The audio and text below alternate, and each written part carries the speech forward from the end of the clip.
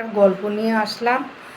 যদি গল্পটা ভালো লেগে থাকে তাহলে লাইক কমেন্ট শেয়ার করে দিও, আর কমেন্ট করে জানিও গল্পটা কেমন হয়েছে। আচ্ছা, অনেক দিন পর মামা এসছে ভাগনার বাড়ি, সন্ধেবেলা মানে রাত্রেবেলা এসছে। তাই এসেছে, এবারে খুব ভালো কথা আছে। এবার ভাগনা বউকে বলছে যে হ্যাঁ গো, মামা তো অনেক দিন পরে আমাদের বাড়িতে এসছে, তা মামা কি খেতে, কি রান্নাবান্না হবে?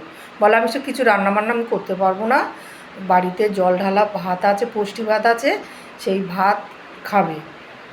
তা এবারে ভাগনা তো খুব লজ্জা করে করে বলছে যে বললে এক্ষুনি অশান্তি হবে, ওই জন্য আর কিছু না বলে ও মামার কাছে এসে বলছে যে মামা, আজকে তো বেশি কিছু রান্না হয়নি, তা জল ঢালা ভাত আছে, তুমি কি খাবে?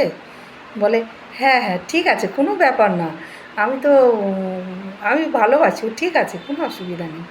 তা বলে এবারে মামা তো এবার খেয়ে দিয়ে এবার শুয়ে পড়েছে। এবার এবার শুয়ে পড়ার পরে এবারে ভাগনা শ্বশুর এসেছে। এবারে ভাগনা বউ বলছে যে হ্যাঁ গো, অনেক দিন পরে তো বাবা এসছে, তা একটু বাজার করে নিয়ে এসো না, খাসির মাংস একটু ভালো মন্দ আনো, আনলে আমি রান্না করব, দই মিষ্টি ফিষ্টি একটু নিয়ে এসো। তা বলে ঠিক আছে। তা বলে এবারে রান্না হচ্ছে, ছোঁক ছাঁক করে খুব রান্নাবান্না হচ্ছে। মামা শুয়ে শুয়ে শুনছে। তা শোনার পরে এবারে সব খাওয়া দাওয়া হচ্ছে।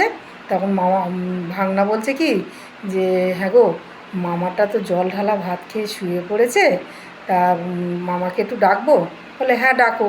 তো এবার মামার কাছে গিয়ে ডাকছে যে মামা, আমার শ্বশুর এসেছিলো, তা রান্না হয়েছে, তা ওঠো না, দুটো গরম গরম ভাত খাবে।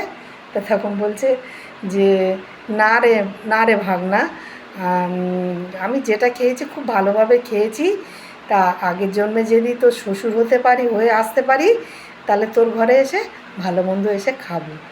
তা গল্পটা কেমন লাগলো? যদি ভালো লেগে থাকে তাহলে লাইক কমেন্ট করে দিও। টাটা।